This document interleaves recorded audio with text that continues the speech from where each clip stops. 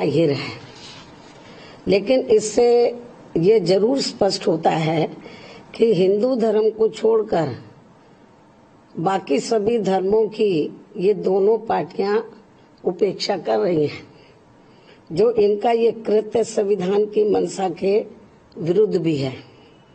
जबकि बीएसपी सभी धर्मों का एक बराबर सम्मान करती है, क्योंकि अपने देश में अकेले या हिंदू धर्म को मानने वाले लोग ही नहीं रहते हैं, बल्कि मुस्लिम, सिख, ईसाई, पारसी व बौद्ध आदि इन विभिन्न धर्मों को मानने वाले लोग भी रहते हैं।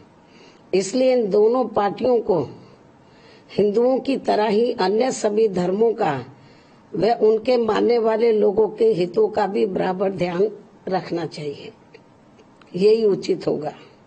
इसके साथ साथ हमारी पार्टी का ये भी मानना है कि देश में सभी धर्मों के ऐतिहासिक स्थलों व रिकॉर्ड आदि का भी बराबर सम्मान होना चाहिए, क्योंकि पिछले कुछ समय से धार्मिक द्वेष की भावना से जो अब यहाँ ऐतिहासिक स्थलों व रिकॉर्ड आदि के साथ छेड़छाड़ किया जा रहा है, ये भी ठीक व न्याय संगत नहीं है।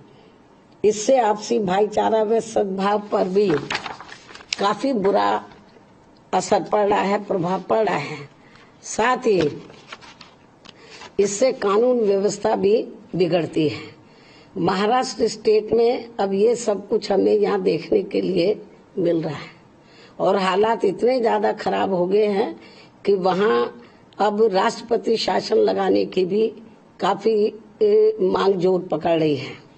इसके अलावा पूरे देश में वह राजस्थान एवं छत्तीसगढ़ कांग्रेसी शासित राज्य में तथा तेलंगाना स्टेट की सरकार के साथ साथ मध्य प्रदेश में भी बीजेपी की डबल इंजन की सरकार में यहाँ खासकर दलितों, आदिवासियों व अन्य पिछड़े वर्गों का हर स्तर पर हो रहा शोषण तथा यहाँ भी बढ़ रही गरीबी, बेरोजगारी, महंगाई व साथ ही गरीबों, मजदूरों, किसानों, कर्मचारियों एवं अन्य मेहनतकश लोगों का भी हो रहा उत्पीड़न आदि के विरुद्ध, अर्थात इन चारों राज्यों में इस वर्ष हो रहे विधानसभा आम चुनाव में इन जरूरी मुद्दों को लेकर हमारी पार्टी पूरी तैयारी के साथ यहाँ चुनाव में उतर रही है।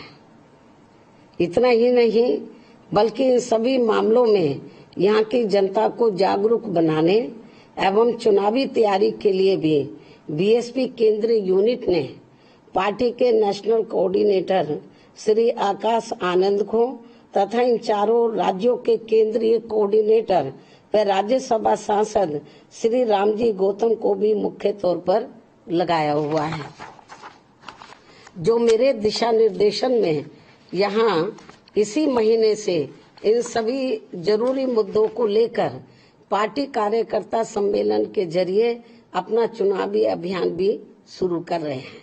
मुझे पूरी उम्मीद है कि इन चारों राज्यों में पार्टी के लोग यहाँ इस वर्ष होने वाले विधानसभा आम चुनावों में पार्टी व अपने हित में इनका जरूर लाभ लेंगे। मैं भी यहाँ विशेष तौर से ध्यान दूंगी।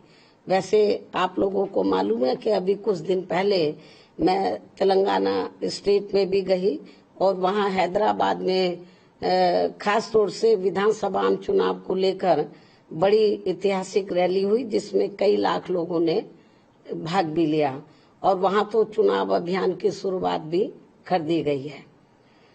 और अब मैं ये भी कहना चाहूंगी, खासकर यूपी व उत्तराखंड स्टेट में यहाँ बरसों से लोगों की आस्था के बने स्थलों को अर्थात मजारों आदि को जो ये कहकर अब हटाया जा रहा है कि मजारें सरकारी जमीनों पर बनी हैं, इससे बीएसपी सहमत नहीं है और इसका बीएसपी इसलिए विरोध करती है क्योंकि जब यहाँ मजारें सरकारी जमीनों पर बन रही थी तो तब उस समय यहाँ की सरकारों ने इनको बनने से क्यों नहीं रोका था। बरसों से मजारें बनी हुई और अब यकायक उनको तोड़ने का प्लान बना दिया गया, तो ये तो ठीक नहीं है। तो इसमें हमें राजनीति ज्यादा नजर आती है और अपने राजनीतिक स्वार्थ में किसी की धार्मिक भावनाओं को या और उनकी आस्था को ठेस पहुंचाया जाए तो मेरे ख्याल ये उचित नहीं है। साथ ही पिछले कुछ समय से देश में लव जिहाद व जबरन धर्म परिवर्तन आदि कराने को भी लेकर तथा इनकी आड़ में जो अब देश में धार्मिक उन्माद पैदा किया जा रहा है ये भी ठीक नहीं है। जनता देश की जनता इनसे जरूर सावधान रहे।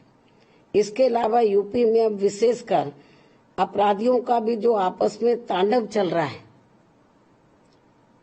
तो इससे जनता में काफी दहशत व्याप्त है। सरकार को इस ओर जरूर ध्यान देना चाहिए। बीएसपी की ये सरकार को सलाह भी है। अब मैं अपनी बात यही समाप्त करती हूँ। धन्यवाद। जय भीम व जय भारत।